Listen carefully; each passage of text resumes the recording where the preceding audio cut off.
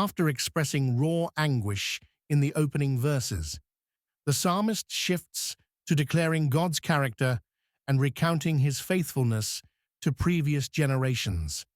But thou art holy, O thou that inhabitest the praises of Israel. Our fathers trusted in thee, they trusted, and thou didst deliver them. They cried unto thee, and were delivered. They trusted in thee, and were not confounded. The word but marks a dramatic turn from complaint to confession. Despite feeling forsaken, David anchors his soul in unchanging truth about God's nature.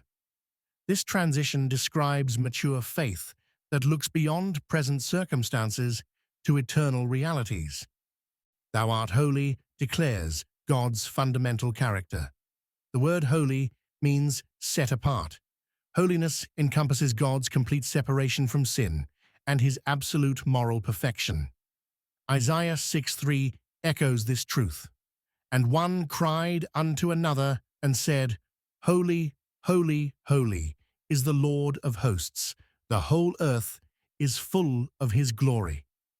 God's holiness remains constant, regardless of human circumstances or feelings. When believers feel abandoned, God's character provides an anchor for faith. His holiness guarantees that he acts according to perfect wisdom and love, even when his ways seem mysterious. The phrase, O thou that inhabitest the praises of Israel, reveals where God dwells. The word inhabitest suggests permanent residence rather than occasional visits. God makes his home among the worship of his people. This truth appears throughout Scripture. Psalm 113 verse 3 declares, From the rising of the sun unto the going down of the same, the Lord's name is to be praised. This phrase suggests that praise creates an environment where God's presence becomes manifest. When believers gather to worship, they invite God's special presence among them. Even during personal struggles, joining corporate worship connects individuals to this divine dwelling place. Our fathers trusted in thee appeals to historical precedent. The psalmist looks beyond personal experience to the testimony of previous generations. Abraham, Isaac, Jacob, Moses, and others showed that faith in God leads to success. Hebrews 11:13 describes their faith.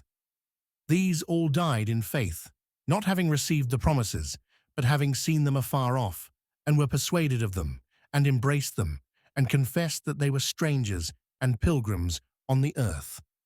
The repetition, they trusted, emphasizes the active nature of biblical faith.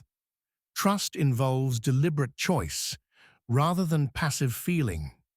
These ancestors relied on God despite uncertain circumstances.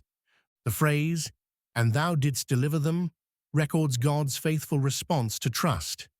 The word deliver means to rescue or save from danger. God proved himself reliable throughout Israel's history. Exodus 14:30 demonstrates this pattern. Thus the Lord saved Israel that day out of the hand of the Egyptians, and Israel saw the Egyptians dead upon the seashore.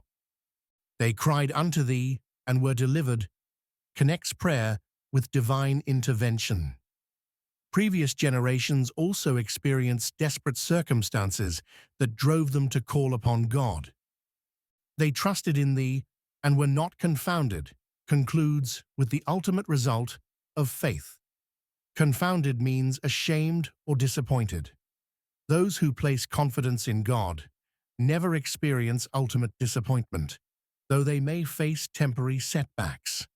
These verses teach believers to ground their faith in God's character rather than circumstances.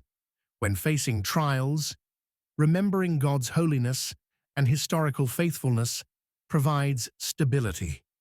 The testimony of previous believers encourages present-day saints to maintain trust during hard times. For contemporary application, these verses encourage believers to study church history and biblical accounts of God's faithfulness.